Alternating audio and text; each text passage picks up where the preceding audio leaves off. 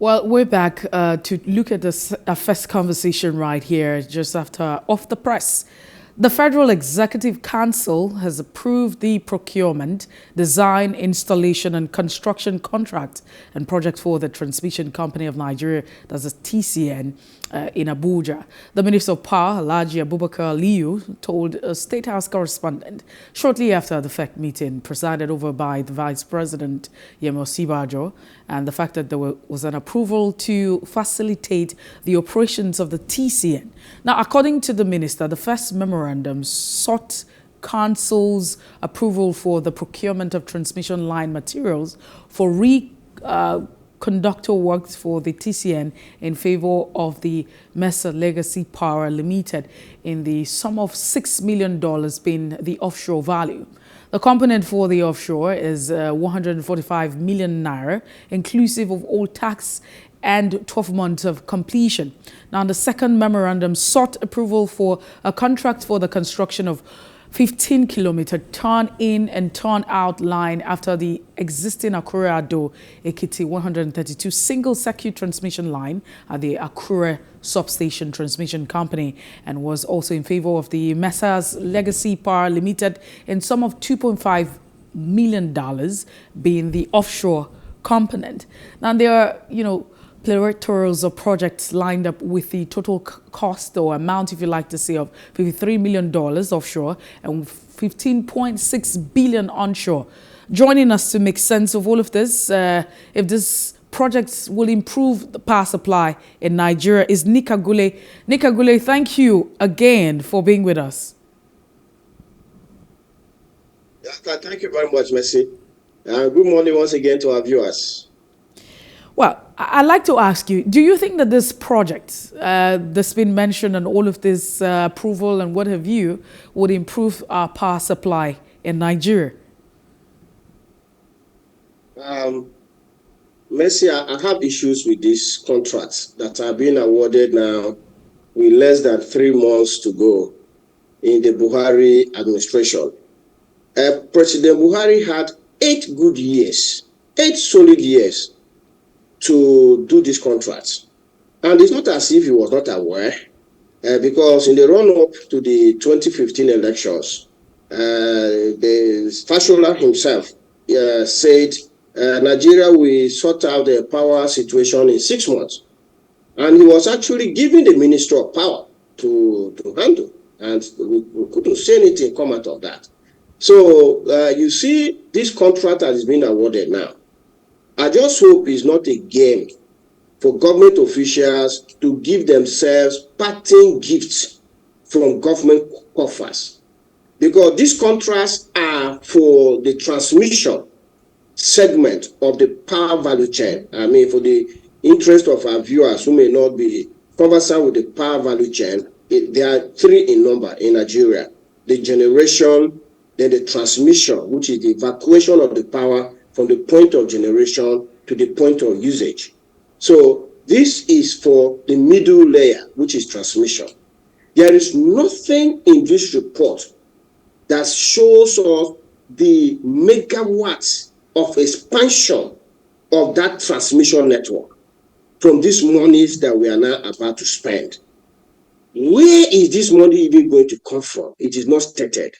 Because the entire budget of the Ministry of Power in Nigeria is not even up to $1 billion. So where are they going to get this money? Will this money be borrowed? Is this private sector participation and all of that? So that is why I am not excited about the news. I actually think this is a scheme for government people to lay their hands on the national cake and give themselves parting gifts. What the Buhari government should be doing now is to write their handover notes. Every minister should be writing their handover notes for the incoming government. And when the incoming government comes in, they have to come in with a fresh agenda. And power must be on top of that list. Because I have said this severally on this channel, that power, that is electricity, is like blood to a human body.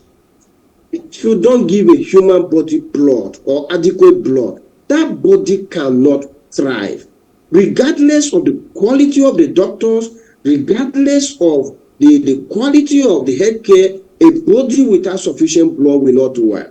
So there is no economy in the 21st century that will do well with 3,000 megawatts of electricity being supplied to 200 million people. It's a no-brainer. It's dead on arrival. So we now need to set agenda for the incoming government to tell them that power supply must be number one on their list. If they increase Nigeria power supply from the abysmal 3,000 to even 10,000 megawatts, you will see a lot of good things happening in this Nigeria. So I'm not excited about this news. They should just pack their bags and be going in May. No, but I mean, let's be very critical and look at look at the project as it is and the approval. As much as your concerns have been raised and they're very valid, but if you juxtapose that to the challenge of the transmission company of Nigeria, which has been identified over time, is that there's lack of funding. And then if you have, this amount and sums that have been approved, to aid this company to ensure that they are able to deliver, then don't you think that this is supposed to be exciting and that this might just, on the other hand, improve the power supply in Nigeria? If it is for a good cause, yes.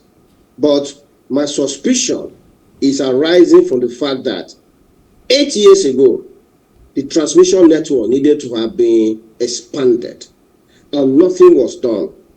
With less than 3 months to go, is it 3 months? We're in March, April, May. 3 months, with less than 3 months to go, is now that the government suddenly realizes that we need to increase the capacity of the transmission network. So if they do it, fine. But I doubt if they will do it. Because what is happening here, just like the refineries, you remember the last time they said they were going to spend, was it $1.5 billion to do the Port Harcourt refinery?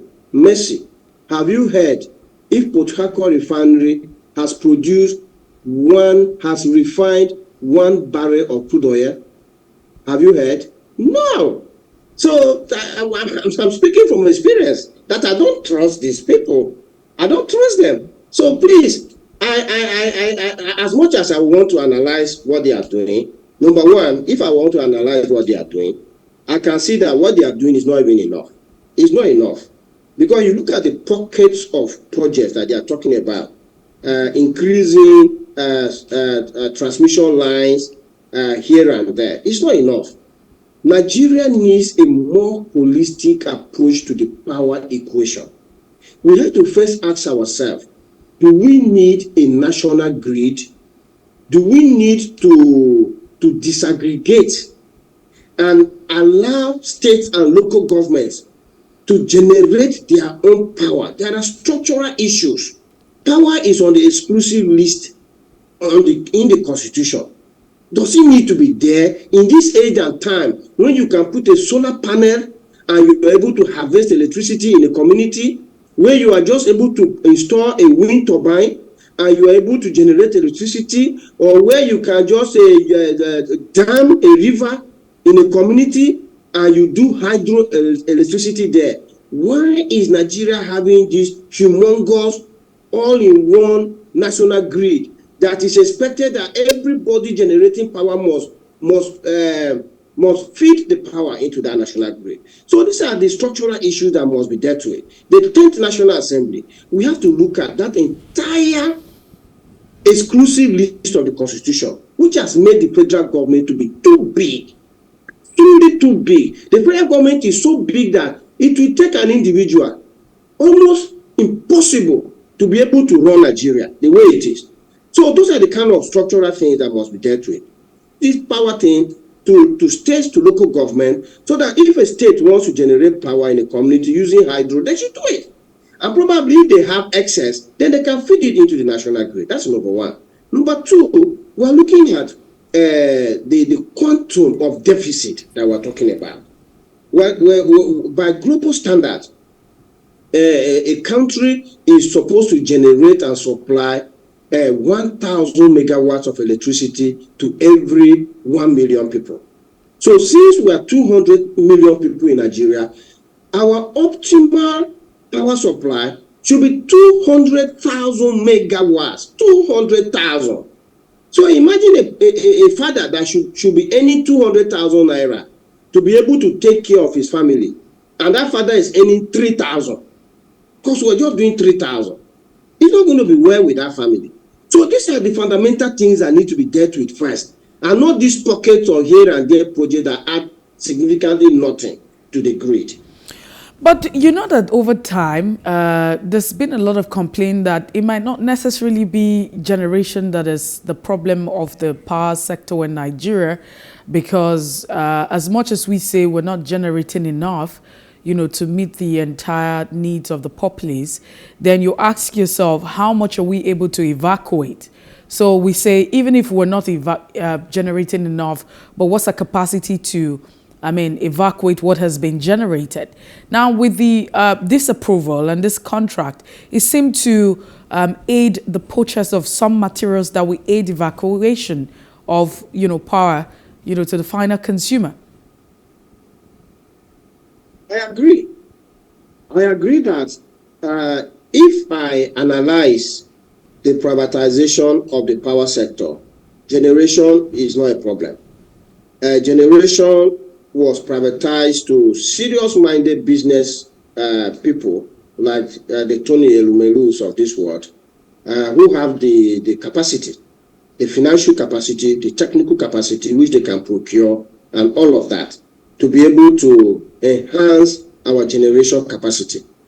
The bottleneck is transmission, like you have rightly said, because transmission, generation can only generate what transmission can carry. In fact, some of the national grid collapses that we have experienced in the past come from when generation try to push a little bit too much into transmission. They just collapse the grid. So generation is really not a problem. Transmission is a problem. Distribution is a problem. And why is transmission a problem? Transmission is a problem because whereas the government privatized generation and distribution, the government is holding tight, close to their chest like a baby, transmission. And the answer is, and the question is, why? Why is a government that is borrowing to pay salaries holding transmission to their chest? What you would have expected government to be doing is, instead of going to borrow money and do all of this to go and award these contracts, they should put up transmission for privatization. So that when they put up transmission for privatization, then competent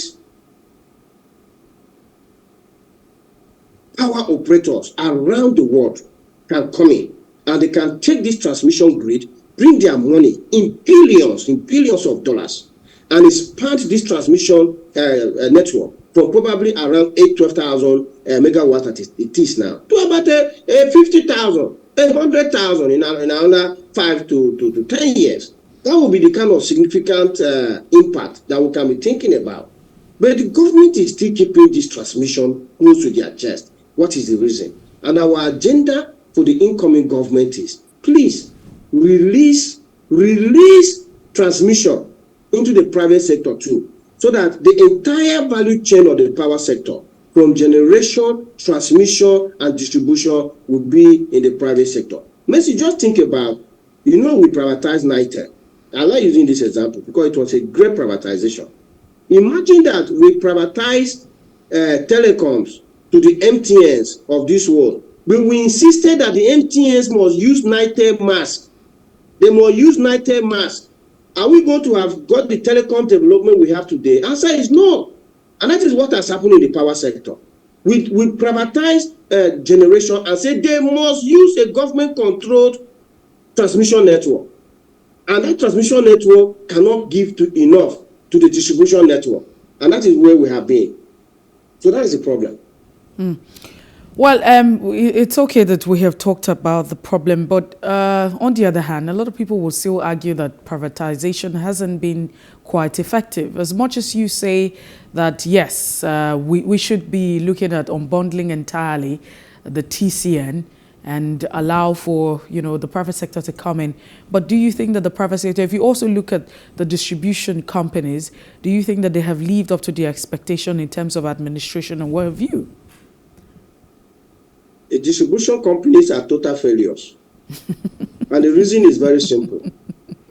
The distribution companies were all sold to politically exposed persons who thought that what they missed during the telecoms privatization, they will gain in the power sector privatization. You will notice that in the telecoms privatization, the likes of MTN, the likes of Etisalat, Airtel, all of those people, we are already well-known operators in the telecom sector. Can you point to a single known power sector operator that got a license in the distribution sector? No, not at all. They are all politicians. We know the people who have it. And because of that, they don't have the money, first and foremost. They don't have the expertise. They don't have the global reach. They don't have the technology to come and upgrade the distribution sector. So the only thing that they are doing now is just increase the tariffs to try and make more money from Nigeria. The tariffs have so much increased to a point that I have proved it. And perhaps maybe on one of these programs one day, I will print my UK electricity and gas bill and bring it and give it to people to display for all Nigerians to see that Nigerians are actually paying far more for electricity than we are even paying in the UK. And imagine the differences in the income levels and all of that. Well, if you see what people are paying, and that power they are paying for in Nigeria is not even 24/7, like what we get in the UK. So what happened was that we had a single NEPA with one managing director. Now we have a coterie of all these distribution companies, Ikeja Distribution, Lagos Island Distribution, Jos Distribution, Ibadan Distribution, each with a managing director, each with executive directors. The costs have escalated, and the poor Nigerian consumers are the ones that are now being strangulated to be able to pay salaries of 9 managing directors instead of 1, a set of executive directors and all of that. So if the government really wants to get power sector right, there are 2 things they must do. Number 1, privatize transmission. Number 2, redo distribution privatization so that more competent power sector operators will come in. Even if they don't want to take the licenses away from those that got them, the government can force the hands of those who have those distribution licenses to enter into technical partnerships with global power sector operators so that those ones will now use that to come in and 200 million people, we have money to pay for electricity. There was a professor at the University of Lagos, I can't remember his name. He sat on TV and was saying, the problem in Nigeria, there's no demand for electricity. I wrote him an article and I said, look, anywhere you see a generator in Nigeria, anywhere you see a generator, right from the Abeta Pass my neighbor own up to the 500 kVA ones you see there, that is demand for electricity that is not being met by the power sector. That is demand for electricity that is not being met because it will be cheaper for everybody to use public power supply than to run a generator. It will be far cheaper. So the market is there. People have the money. They want to pay for power. But the power isn't just there. So it's because the supply is so small that even the unit cost of electricity is so high. So the incoming government just needs to take those 2 steps. Deal with transmission, deal with distribution, and we are ready to go. Well, Nick Agule, we have to let this go at this point in time. We're also anticipating that the government that's been elected, at every level, at the center, the component unit will pay attention to some of the issues that you have raised. And then we'll have, a very fantastic power supply for our country. I mean, it sounds very easy saying it, but thank you so much, Nick, for being with us this morning on the show. Thank you so much, Mercy, and thanks to all Nigerians. All right, then. That's the size of it this morning on The Breakfast. We'll just take a quick break. When we return, it's Friday, so we'll talk sports this morning with Monday Thomas. Please stay with us. Good morning.